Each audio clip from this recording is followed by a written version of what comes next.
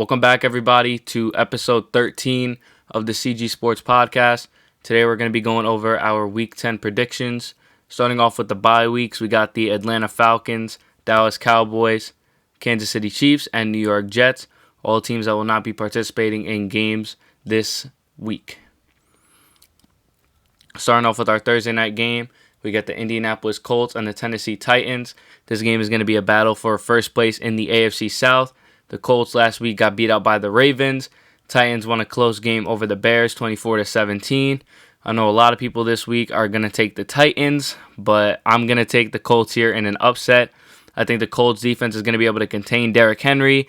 I think the Colts are going to get one non-offensive touchdown this week, so obviously a pick six, fumble recovery touchdown, or, punt block touchdown, field goal block touchdown, something like that. They're going to get one non-offensive touchdown this week. I think the Colts are going to barely win this one. They're going to take over first place in the division just over halfway through and take a commanding lead here. Colts win this one 27-24. Next up, moving to our Sunday game, starting off with the Texans and the Browns. The Texans won a close game over the Jags last week without Gardner Minshew.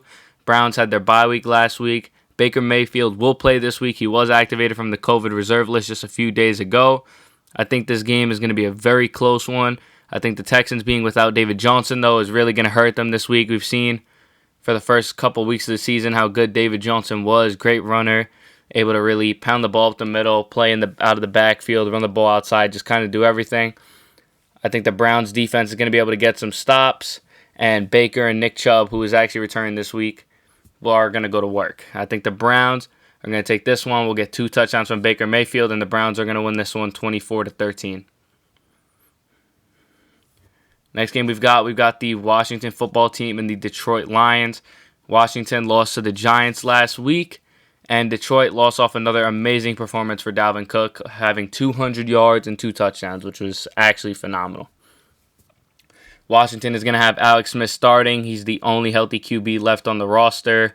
We saw Dwayne Haskins go down, and Kyle Allen just went down and had a season-ending knee surgery just about, I believe it was a couple days ago. So Alex Smith is going to be the starter, presumably for the rest of the season, if he can stay healthy. Lions will be without Kenny Golladay yet again, but will bring Stafford back this week. I think this game is going to be a lot closer than people think.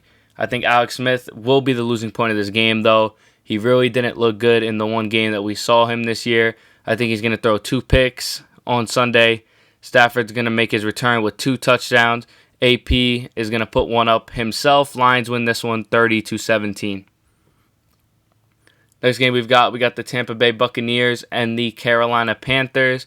The Bucs got blown out by Breeze and the Saints last week, horrendously only scoring 3 points, which is astonishing to me. But Panthers lost by 2 to the Chiefs despite 2 touchdowns from Christian McCaffrey, who will not be playing this week.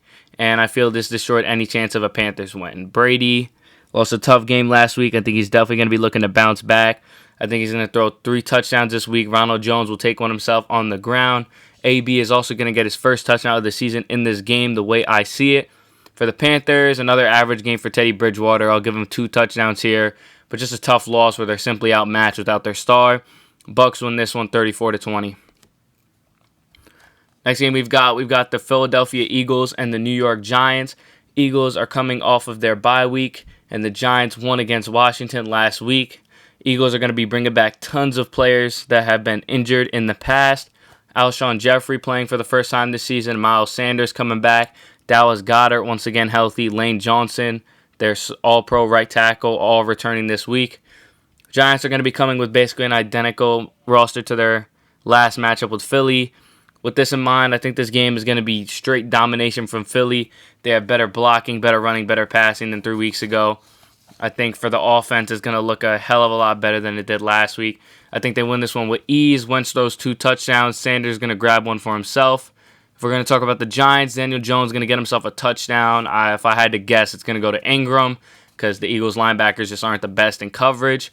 Devontae Freeman will pull one in for himself as well, but the Eagles win this one pretty easily, 30-17. Next game we've got the Jacksonville Jaguars and the Green Bay Packers. Jaguars were beat out by the Texans, as we said. Packers beat the Niners on Thursday Night Football. Gardner Minshew, the Jaguars quarterback, will be out once again with a thumb injury. As if this game wasn't already easy for Green Bay, this is just going to guarantee a win here. I'm going to expect a phenomenal game from Aaron Rodgers. I'm looking for 3 touchdowns from him. Aaron Jones, as we always say, he's going to get one as well. Jaguars are going to have no answer on offense, and I don't even think they're going to see the end zone with the team they're rolling with right now. I'll give them 3 field goals. Packers going to win this one in a pretty big blowout, 31-9. Next game we've got the Buffalo Bills and the Arizona Cardinals. The Bills are coming off what I felt was an upset win over Seattle. Cardinals lost a close game to Tua and the Fins. Josh Allen started off really hot this season, as we saw, had an amazing game against the Jets and played pretty good against the Rams too. And he looked really good last week. He looked like he did for the first 4 to 5 weeks at the start of the season. I think he's going to have continued success. I think the Bills look really good again, beating out a really good Seattle team that really looked unstoppable up until that point. I expect a 3-touchdown performance for the second week in a row from Josh Allen. If we're going to talk about the Cardinals, Kyler's going to throw for 1, and I think he'll rush for 1 just because he's basically scored a rushing touchdown in every game. But it's not going to be enough to take down Josh Allen and the Bills, so they move up another game in the win column and take this one 27-20. Next game we've got the Los Angeles Chargers and Miami Dolphins. The Chargers lost to the Raiders last week after a game-winning touchdown they scored that was overturned because he did not retain possession through the catch. Tough luck, San Diego. Dolphins, as we already spoke about, beat Arizona. And I think this is just going to be a great battle of 2 rookie QBs. Tua obviously has been phenomenal the past 2 weeks. Herbert has looked really good since, I believe, week 2 when he first started playing. Obviously, their record doesn't show it, but I don't think they've lost a single game this season by more than 10 points. So he's really been keeping it close. The defense is really what's been letting them down, and it's going to do it again this week. Chargers without Joey Bosa once again. I think this is going to kill their pass rush, and it's going to help the Fins a ton. Leave a lot more time for Tua in that pocket, way less pressure on him, more time to get guys open, less pressure to run the ball. Everything is just going to be easier without Joey Bosa on that field. I think the Dolphins' defense is going to find a way to lock up against a pretty good Chargers offense. I feel that the Dolphins' defense is one of the most underrated ones in the league right now. I'm looking for 2 touchdowns from Tua this week, 2 passing touchdowns for the Chargers. I'll give Herbert 2 touchdowns as well. But I think Matt Breida on the Dolphins is going to be the difference maker. I think he scores a touchdown late in the game to win it for the Dolphins, 24-17. Next game we've got is going to be the Denver Broncos and the Las Vegas Raiders. The Broncos dropped one to the Falcons last week in a game that I really thought they were going to win, so I'm pretty disappointed with that. Raiders beat out the Chargers, as we already spoke about on the final play. Broncos still horribly injured coming into this week. They do have Bradley Chubb and Phillip Lindsay, as they did last week. But I think this Vegas Big Three, Derek Carr, Josh Jacobs, Darren Waller, are going to have another field day with a really weak defense. I got Derek Carr throwing for 200 yards and a touchdown. Josh Jacobs rushing for another 150 with 2 touchdowns. So I think the Raiders got this one in the bag. Broncos, I got Drew Lock having an average game, but he's going to disappoint. He's looked pretty good the last 2 weeks when it comes to passing the ball. Obviously, he had a couple turnovers last week. He's going to sharpen it up, but I think it's still going to be a pretty average game for him. I give him a touchdown this week, and I'll give him an interception just because I think he's going to be really sloppy towards the end of the game, trying to force a score. Raiders win this one 27-17. Next game we've got is going to be the Seattle Seahawks and the Los Angeles Rams. Seahawks, as we said, were upset by the Bills last week. Rams are coming off of their bye weeks. This could be a big decider for who takes the NFC West. They're really the main 2 teams that are fighting for that spot. And even whoever doesn't get it should secure a wild card spot, but we'll see about that. I think Seattle has looked like the division favorite since week 1. I think they're really going to prove this on Sunday. I think a lot of people are expecting a close game. I expect the exact same thing. I think it's going to be very high scoring. I give Russell Wilson and Jared Goff 3 touchdowns apiece for both of them.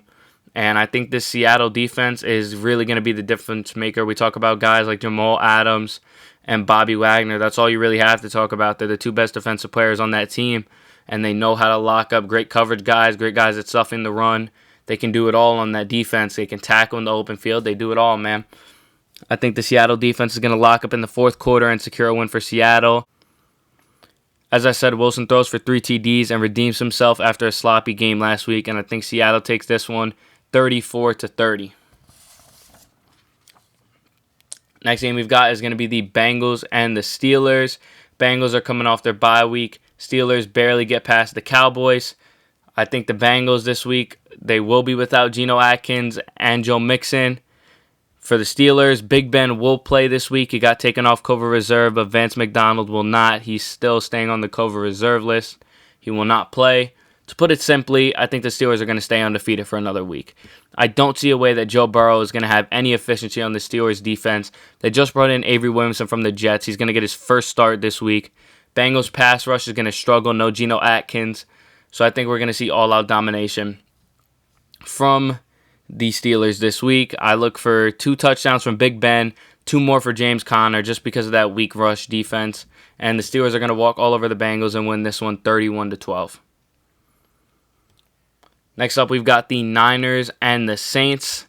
The Niners lost to Green Bay on Thursday night, as we spoke about. Saints blew out the Bucs on Sunday night. Niners are once again fully injured, but worse than I've ever seen. No Jimmy Garoppolo, no Raheem Mostert, no Tevin Coleman, no George Kittle, no Deebo Samuel. Richard Sherman was expected to maybe return this week. He's not. I think the Saints are going to have another blowout game here. Another 4-touchdown performance for Drew Brees. I'll give Kamara a touchdown too this week, and Saints are going to win this one easily. I give it to them 41-9. Next game we've got is going to be our Sunday night game between the Baltimore Ravens and the New England Patriots. Ravens, as we already spoke about, won a big game over the Colts. Patriots barely beat out the Jets on Monday and really didn't look good there. Patriots are still full of injuries all over the field. Ravens are going to be without Calais Campbell, but they will get Marlon Humphrey back, who of course has been a great cornerback all season. To put it simply, the New England Patriots, they barely beat the New York Jets. How in the world are they going to beat the Ravens? They're not. It's simple as that. They're not. Lamar's going to get 2 throwing touchdowns, and I give him 1 on his run. The Pats will show some fight at the end of the game, Cam Newton, all those guys. But Ravens are going to pull this one out with ease and win it 27-19. And our final game of Week 10, our Monday night game between the Minnesota Vikings and the Chicago Bears. This was one of the hardest games to call of the week, so let's get straight to it. Vikings beat out the Lions on another great game from Dalvin Cook, which we already spoke about. Bears lost to the Titans by 7 points in a game where they really did look good and they really contained Derrick Henry.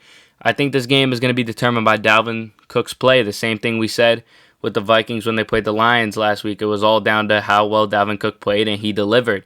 As we all know, Kirk Cousins does not produce in prime time. This is a prime time game, so I expect at least 1 interception from him this week, maybe a fumble. So I think Dalvin Cook is going to heavily get the ball on Monday. I don't expect Kirk Cousins to be confident with the ball, especially if he throws his pick or fumbles early in the game. And just simply based on the Bears' ability to hold Derrick Henry to under 70 yards and no touchdown, I think if they can stop the most unstoppable back in the league, they can stop the second or third most unstoppable back in the league. I think they're going to be able to contain Dalvin Cook. I think he will get 80 yards. He's going to get a touchdown in there. But I don't think it's going to be enough. I think the Bears, Foles is going to grab himself a touchdown throw. David Montgomery will get one for himself. Bears win this one in a kind of low-scoring game, 20-14. And that is going to do it for our Week 10 predictions. I will see you guys in whatever our next episode is. I'm not fully sure yet, but you guys will definitely be seeing it in the next couple of days. See you guys in the next episode. Peace.